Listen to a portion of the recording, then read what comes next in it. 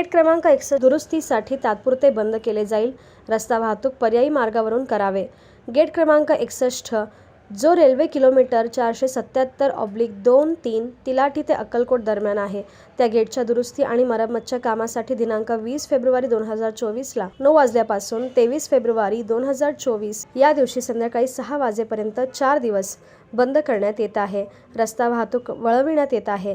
कृपया पुढील कामादरम्यान रस्त्यावरील वाहतूक पर्यायी मार्गावरून करावे आणि रेल्वे प्रशासनाला सहकार्य करावे, असे आवाहन मध्य रेल्वे सोलापूर विभागाकडून प्रसिद्धी पत्रकाद्वारे करण्यात आले आहे।